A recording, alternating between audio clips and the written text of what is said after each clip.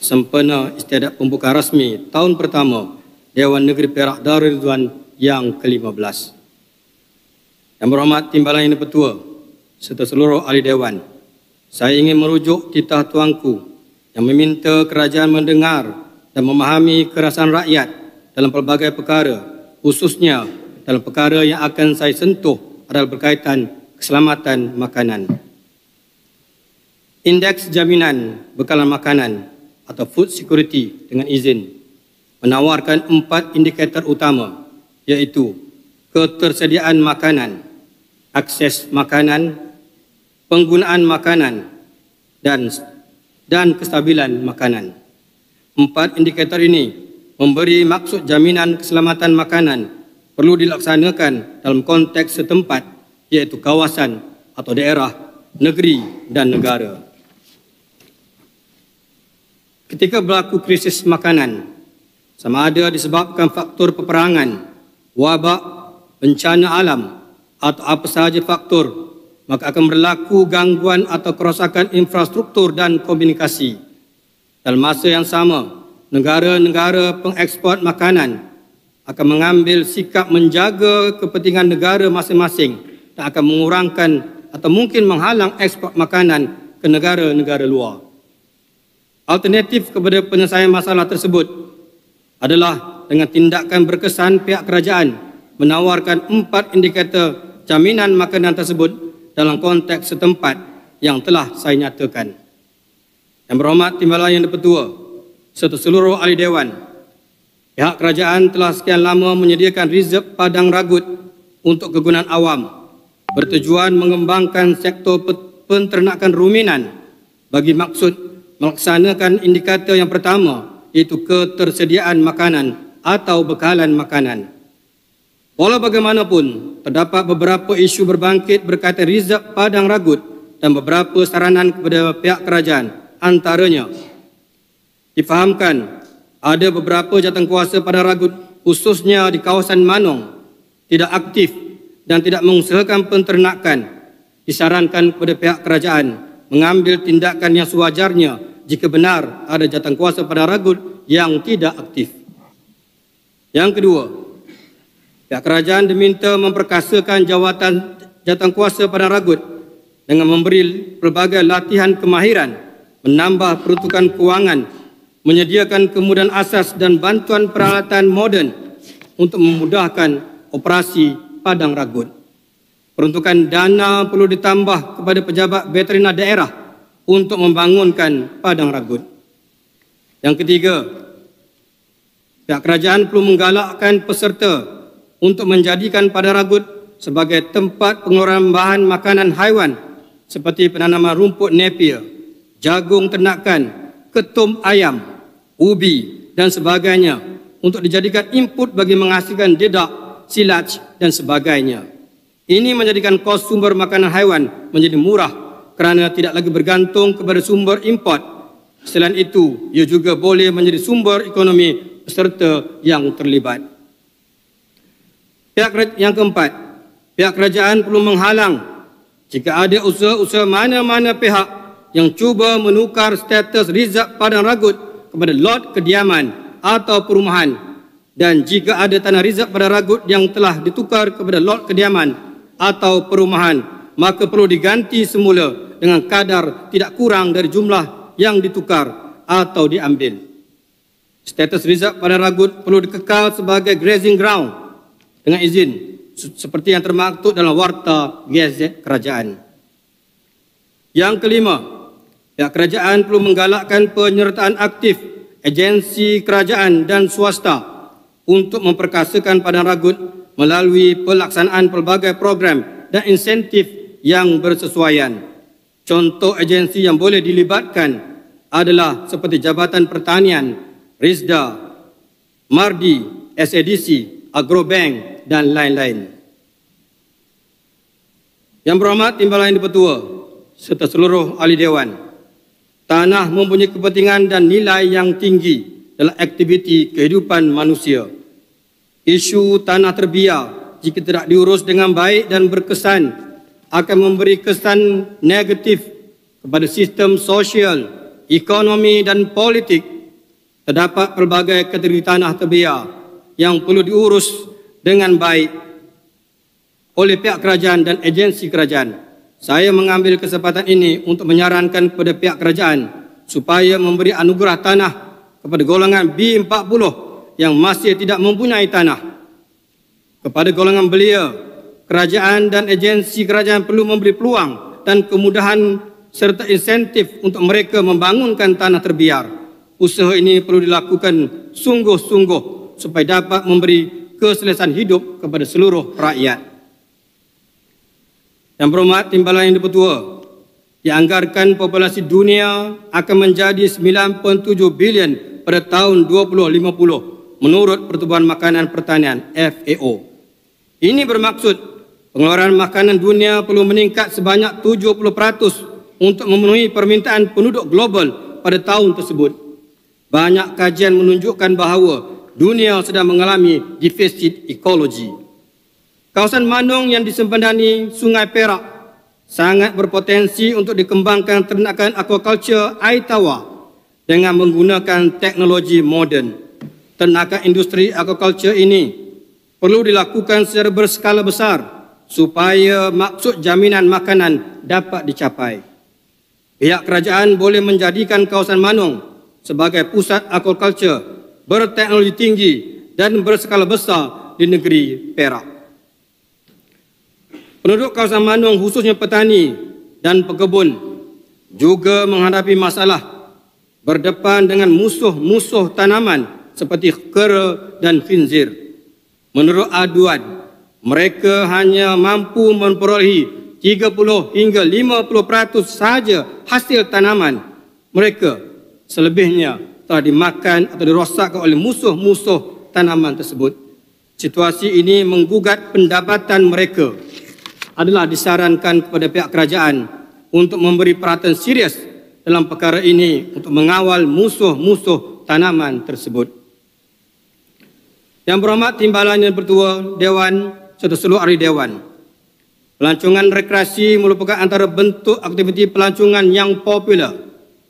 Ia mampu menjana ekonomi penduduk setempat di samping menyediakan peluang-peluang pekerjaan kepada anak tempatan.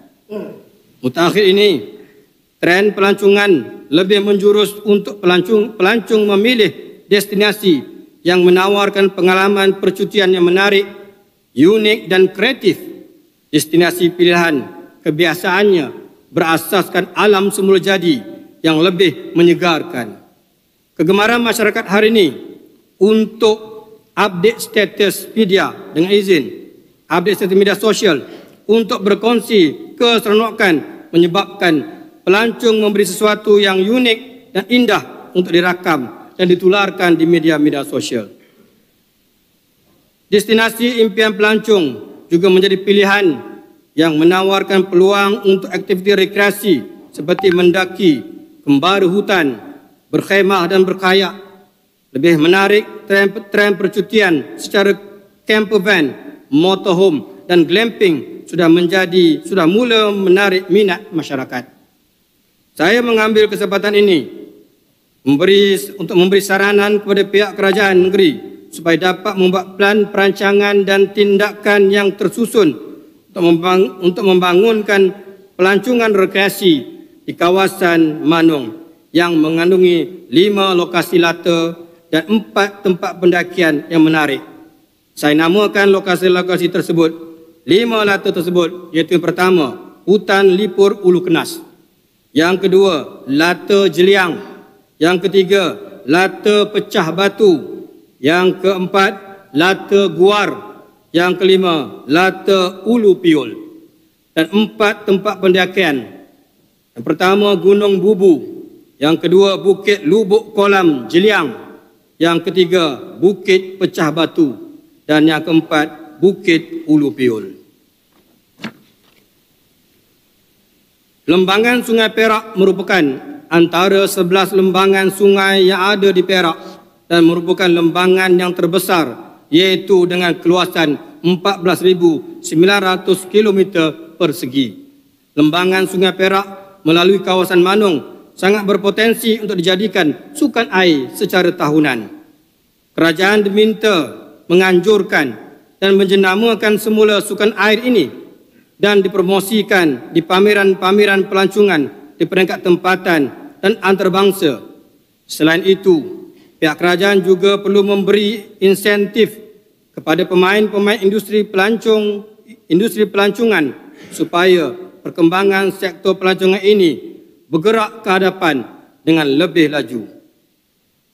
Menyentuh titah tuanku berkaitan komunikasi digital yang berkualiti. Yang berhormat Timbalan Yang Dipertua serta seluruh ahli Dewan, pengguna internet telah menjadi keperluan asas dan utama semua lapisan masyarakat untuk melakukan pelbagai transaksi, aplikasi dan komunikasi. Para peniaga dan golongan pelajar, khususnya golongan muda, sangat bergantung kepada capaian internet. Namun ianya terhalang apabila tahap capaian internet di kawasan Manong masih lemah dan tidak menyeluruh, terutamanya di kawasan luar bandar.